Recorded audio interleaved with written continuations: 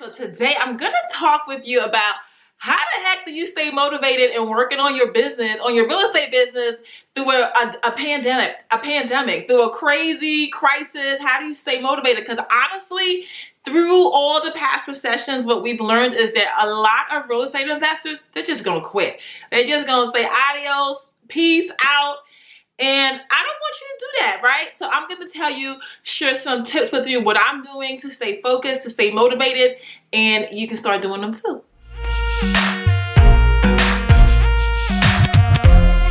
So I was talking to one of my really close friends the other day, and I told her, I said, you know, I'm going to start calling this the great big pause of 2020, because that is what I have done. I just had this really great big pause moment where I was just journaling and journaling and journaling and just, I mean, I filled up like so many notebooks because I was going through past successes, failures, just looking at the path I've taken through life. How do I make decisions? How do I make decisions? Which way do I want to go going forward? And just really reassessing my why. And that's what I want to tell you. You need to reassess. And if you don't have a why, you got to get a why. Because a why, your big why, it has to be something that's really personal, something that in a pandemic is going to get you up out of bed to work on your real estate business, okay? That's how much it has to be meaningful to you. And you got to have a great big why. So I just want to give you some tips on getting to that great big why, because if your why is too small, you can't work on this. Because like, for instance, before this hit, one of my goals was getting a new vehicle. If that was my only why, that would not keep me motivated right now, because I have absolutely no motivation right now to go and get a new vehicle. I've had to call the salespeople that I had reached out to before to tell them, look, I'm not in the market for a vehicle anymore. Stop calling me, stop emailing me. Because number one, I don't want to spend any money. I'm trying to cut back because I don't trust what the heck is about to happen in the economy. Two, I don't really have any place to drive right now with this new vehicle and look cute. That's the whole point of the new vehicle, at least for me, right? So it has to be something bigger than that that's now going to get me up in the morning. So like for me, I'll give you an example. My big why is, and I've had this big why since college. I was like, my why is God help me to overcome generational curses in my family, right? So I'm always trying to overcome things and accomplish things that have not been accomplished yet in my, the generations of my families and things like that. Like I was the first person to graduate from college, first person to get a master's degree, things like that. So, I want to help you to get there, because your big why, one, is going to help you to get out of bed in a pandemic. So here are some questions that you can go through to answer to help you, if you already have a big why, but to really make sure that your big why is big enough. If money and time were of no concern to you, what would you do with your days? Okay. All right. Number two question to answer is, if you look back at the previous year, what are some events that you think about that really made your whole heart just light up just thinking about them right now? Okay.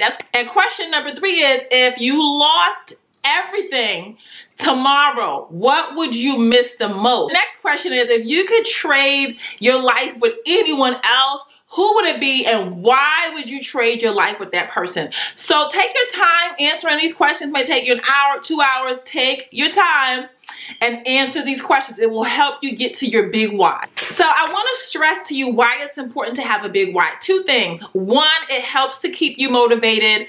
And two, it helps you to make decisions. When you're going through things in life and there's an A and a B door, how do you pick which door to go through? I'll give you a perfect example. When I graduated from college, I told you guys my mind was, I wanted to overcome generational curses, right? At the time, I grew up in Brooklyn, New York, right? And I was talking to this guy back in Brooklyn, right? But I was thinking of, I got this really great job offer to be a software engineer at Bell Atlantic, and they were paying for me to go to grad school, right? And so at the time, the decision I had to make was, am I going to go back to New York City to be in this relationship, or am I going to move to Virginia, take this job, and, you know, overcome another generational curse. I'm going to be a software engineer. I'm going to go get my master's degree. So we see the decision that I made, right?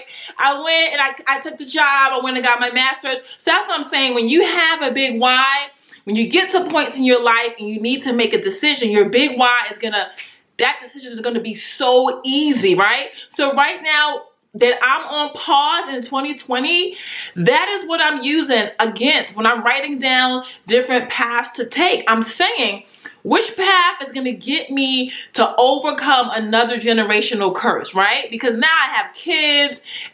I mean, this goal has grown with me since college. Because when I had this goal of overcoming generational curses, I didn't even have any kids, right? So now that has grown, right?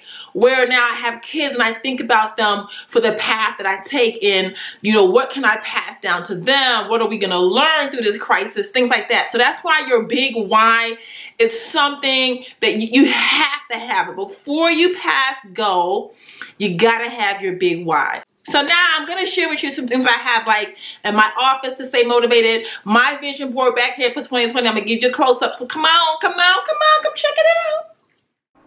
So I'm in the process of building a new office in my house. This is my desk area right now. I want to share with you my vision board, and I also have a motivational poster above my vision board that, you know, I can see every day when I come into work. Very important for me. For instance, I share with you this poster, tunnel vision, an irrational sense of focus.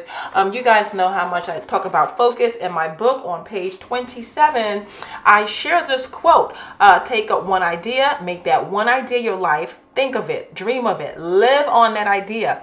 Let the brain, muscles, nerves, every part of your body be full of that idea and just leave every other idea alone. This is the way to success. That is the way great spiritual giants are produced. So it's so important to have vision because it's just going to keep you so focused. So this is just close-ups of my vision board. I'm just sharing with you my what I put together to inspire me, that represents what I'm trying to create in my life. This is here like exercise. I'm trying to exercise more and just live a more balanced life. I have a picture here about being organized, a thing here about business, about growing, about here, about I'm in this really male-dominated industry. I put these here to remind me to be feminine, that I don't have to try to turn into a guy, that I want to enjoy being a woman in this business, and just like I want to eat healthy, so I have like fruit and shakes, and so that's what I'm saying. I want to be on HGTV one day, perfume, more feminine stuff to remind me to be feminine. So that's what I'm saying. It's just to motivate you. So a vision board, it's a sacred place that displays what you want in life. So you want to hang it in a space that you're going to see daily. So a vision board brings your goals and all your aspirations to life. So creating a vision board, it forces you to make the time to sit and really think about what it is you want from life. A vision board forces you to go beyond casual thinking and focus on your goals. So these are other pictures I had that just keep me focused when I come in my space.